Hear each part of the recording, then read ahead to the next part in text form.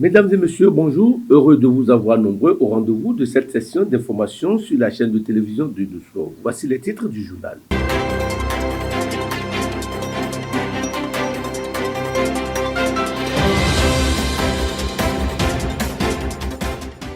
Deuil dans le monde du football. L'ancien président de la Confédération africaine du football, Issa Hayatou, est décédé à Paris jeudi dernier. Reportage dans ce journal.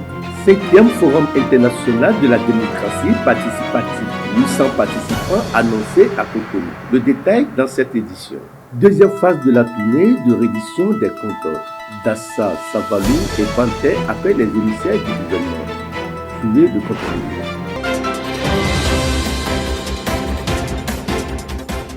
À nouveau, bonjour. L'ex-président de la CAF, Issa Hayatou, est mort en France ce jeudi 8 août 2024 dans sa 78e année. Suivez le reportage.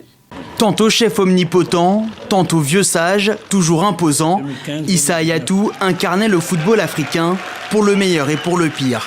Cet héritier d'une lignée de sultans de Garoua a d'abord été maître sur ses terres, patron de la fédération camerounaise dans les années 80, avant une élection surprise à la CAF. De 1988 à 2017, le chef de la Confédération africaine contribue au rayonnement du football africain sur la scène internationale. Il obtient un 5e représentant du continent à la Coupe du Monde. Et sous sa présidence, l'Afrique du Sud organise le premier mondial sur le sol africain. C'était en 2010. Début d'une décennie mouvementée, marquée par l'attaque du bus de la délégation togolaise en route vers la CAN 2010 en Angola. Hayatou décide alors de suspendre le pays pour 2 Coupes d'Afrique. Autre crise majeure à gérer pour Issa Hayatou, le retrait de l'organisation de la CAN 2015, initialement prévue au Maroc. Le pays voulait un report à cause de l'épidémie Ebola, fin de non-recevoir du président. Homme influent à la FIFA, malgré une défaite cinglante pour la présidence en 2002, son nom n'est jamais loin des affaires de corruption. Il est notamment mis en cause pour avoir perçu des pots de vin d'une société marketing en 2010 ou encore du Qatar pour l'organisation de sa Coupe du Monde. Mais pendant que le FIFA Gate fait tomber Michel Platini ou encore Sepp Blatter, Hayatou n'est pas inquiété. En ce qui me concerne, je suis tranquille. Vous vous rendez compte avec tout ce qui se passe là, si jamais ces enquêteurs-là avaient le moindre soupçon sur ma gestion, ils vont me laisser. Après 3 décennies à la CAF, sa chute sera brutale. En 2017, Ahmad Ahmad le renverse à la surprise générale. Fin d'une époque pour le football africain, fin d'une longue carrière pour Issa Hayatou. Comme je l'annonçais, la 5e édition du Forum international de la démocratie participative a ouvert ses portes ce jeudi 8 août 2024 à Cotonou. L'événement se tient de 8 au 10 à Cotonou. Les participants vont vivre au rythme de notre capitale économique. Suivez le reportage. Nous vivons une époque marquée par des crises multiples et complexes, crises géopolitiques, économiques, et des transitions diverses. Ces défis, loin de nous décourager, nous poussent à repenser nos modèles de gouvernance et à rechercher des solutions innovantes pour assurer la participation active de nos citoyens à la gestion de nos territoires. Nous sommes honorés que ce forum se déroule à Cotonou.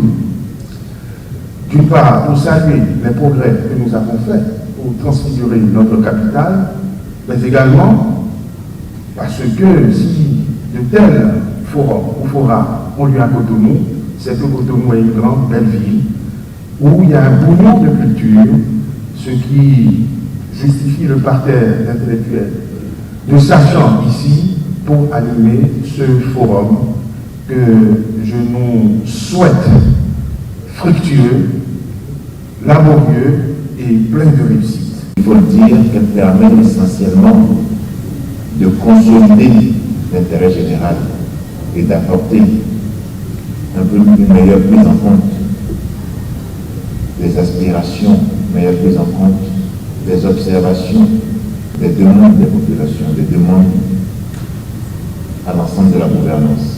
Dans 3 jours, nous aurons une réflexion sur le thème de la citoyenneté et de la démocratie comme levier de relance dans un contexte de crise géopolitique, économique et de transition.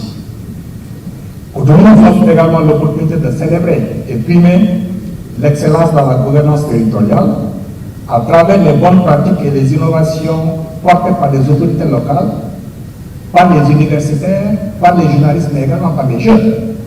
Nous avions dit tout à l'heure que nous inscrivons notre action dans l'agenda 2063.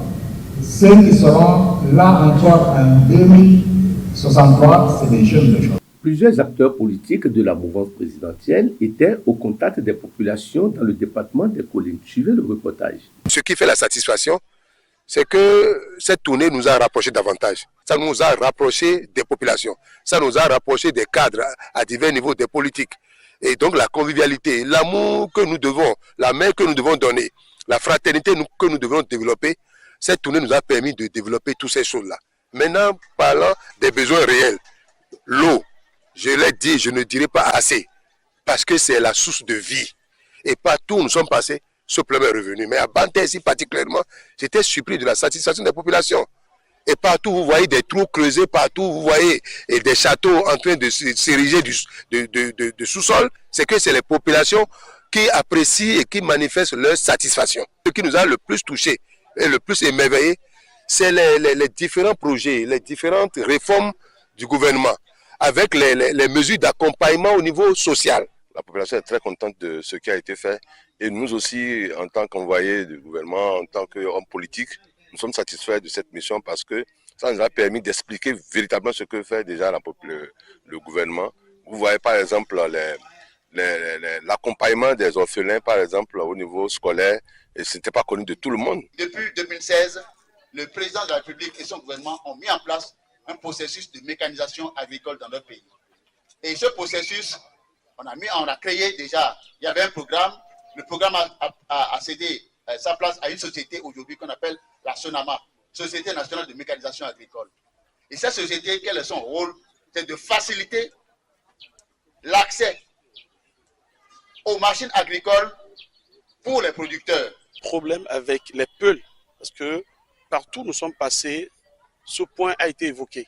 La manière dont le gouvernement est en train de mettre sur pied une stratégie pour permettre aux éleveurs et aussi aux agriculteurs de pouvoir vivre ensemble sans qu'il y ait un souci. Tout n'est pas rose. Au niveau infrastructure, les routes à construire et tout, mais nous savons aussi, et ils l'ont dit, ils l'ont reconnu, que Paris n'est pas bâti en un jour. Chers téléspectateurs, ce serait tout pour ce journal. Merci pour votre aimable attention.